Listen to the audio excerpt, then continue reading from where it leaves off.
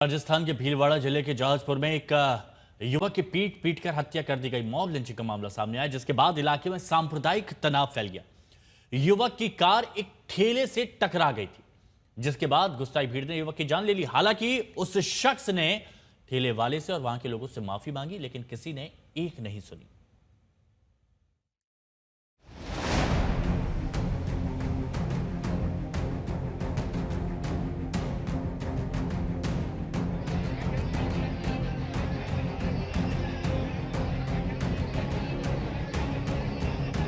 एक शख्स कार से खींचकर धक्का देता है और युवक जमीन पर गिर जाता है, जिसके बाद वो उठता ही नहीं।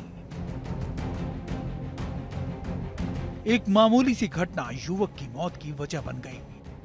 सब्जी के ठेले से कार की टक्कर के बाद भीड़ ने पीट कर युवक की जान ले ली। पुलिस ने हत्या का मुकदमा दर्ज कर लिया है और सीसीटीवी फुटेज के आधार पर पड़ताल करना शुरू भी कर दिया है और एक आरोपी की गिरफ्तारी भी की गई है। राजस्थान के भीलवाड़ा के जहाजपुर में शुक्रवार को जो कुछ भी हुआ, उसकी एक तस्वीर सीसीटीवी में कैद हो गई है। पहले आपको तस्वीरों के जरिए पूरा वाक्य बताते हैं, आखिर कैसे छोटे से विवाद में भीड़ ने युवक की जान ले ली।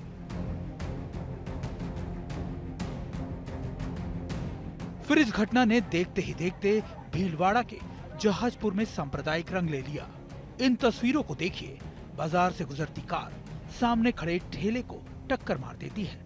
ठेले पर रखा प्याज जमीन पर बिखर जाता है और सब्जी वाला भागकर खुद की जान बचाता है। हादसा होते ही कुछ लोग कार को घेर लेते हैं। अब इन तस्वीरों को और गौर से देखिए। एक शख्स कार को धक्का देकर पीछे धकेलता नजर आता है, लेकिन कुछ ही देर में लोगों की भीड़ फिर से कार को घेर लेती है और ड्राइवर को जबरन बाहर निकाल देती है।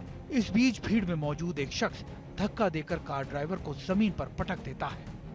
उसका सिर जमीन से टकराता है और वो फिर नहीं उठ पाता। ये खबर और तस्वीरें सामने आते ही भीलवाड़ा के जहाजपुर में हंगामा मच गया।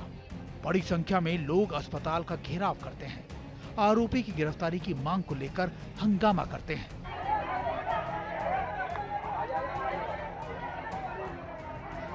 पुलिस ने हत्या का मुकदमा दर्ज कर लिया है और सीसीटीवी फुटेज के आधार पर पड़ताल शुरू कर एक आरोपी को गिरफ्तार भी कर लिया है।